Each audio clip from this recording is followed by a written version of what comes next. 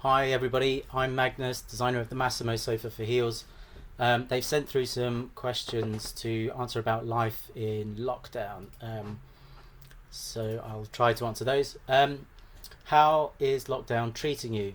Like everybody, I think quite scary at first. We've managed to find a kind of a new rhythm within our family. But our house has become classroom, nursery, workplace, part-time home. Um, it's been great being able to spend time together. So my 2-year-old can say "wash your hands." My 4-year-old's really taking an interest at the design work that I'm doing when I'm working from home. But it's also been really frustrating at times not being able to go quite at full speed, um, and just lots of projects have been a bit quiet, and it's only now that things are starting to pick up again. Next question: how has lockdown shifted the way you design? I've been thinking a lot about maybe this is going to be the breakthrough that means that people don't need to travel quite so much to work all of the time. I'm in my studio's 10 minutes walk from my house, so I'm quite lucky in that sense. But I'm kind of imagining what it could look like if we have lots of local workplaces where so that people don't have to work from home, but they don't have to go travel 2 or 3 hours to get to work and 2 or 3 hours back from work.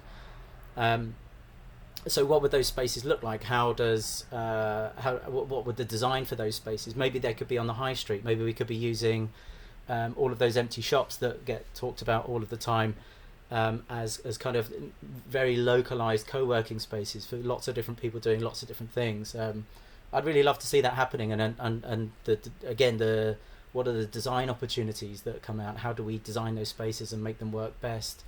I think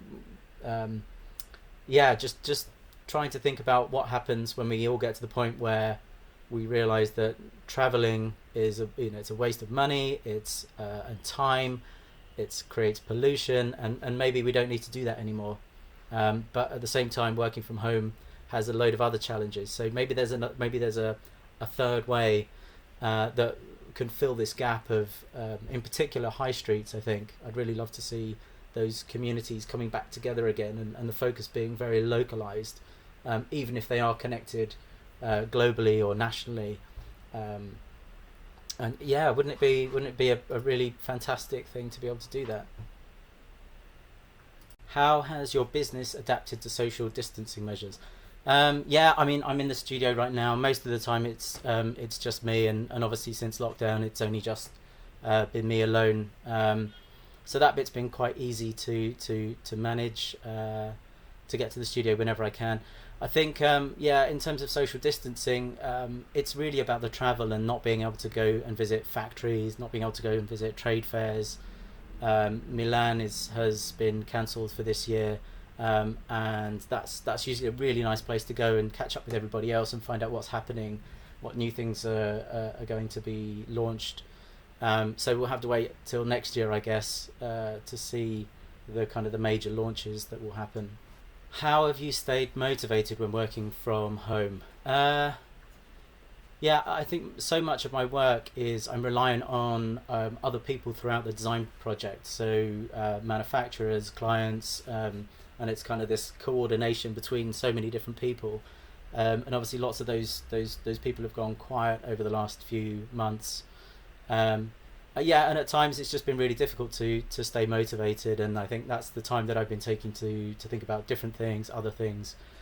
But it feels like things are beginning to pick up again. It feels like prototypes are being manufactured, and it's just sad not being able to go and actually see them in the factory, and not being able to touch and work with those other partners that I would normally be working with right now.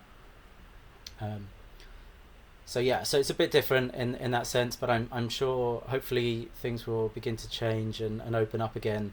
And it does question: do we need to travel so much? And maybe we can do things in different ways. What are some of the most inspiring things you've seen during this period? The first one that comes to mind is 3D printing PPE. I thought it was a brilliant use of the. It is a brilliant use of the technology, and just being able to respond so quickly with manufactured product and global groups of people working together to use their very localized manufacturing and get those out to frontline workers. That's been really really inspiring to see. And things like projects that don't require much kind of investment, something that everybody can do. So Paul Priestman launched a project that was just cutting up an egg box in a particular way to make a smartphone stand, so for video conferencing. It's just something that everybody can do, everyone can have a go at. The rainbows have been really great, being able to walk down the street, and it's just that feeling that everybody's in it together. And obviously saying thanks to all the frontline workers and NHS staff. So yeah, that aspect, that pulling together, I think, of communities and organisations and businesses has been really really inspiring, and just that sense that we can do these things together as communities. They don't necessarily need this great big leadership in order to make things happen. Have you picked up any new hobbies or interests during lockdown? I don't really feel like I've had much more time on my hands. Lots of juggling around to do of other things. But yeah, I mean, I'm really interested in seeing where this takes us next, how things are going to change, what's the new normal. What is that going to look like in terms of the work and life balance? And I'm really interested to see. With it, where the detail is going to be, and the restructuring of various different aspects to our lives, and changing attitudes, and how quickly they change to our habits and our behaviours, and where that takes us, and then obviously how we as designers can respond and shape that future.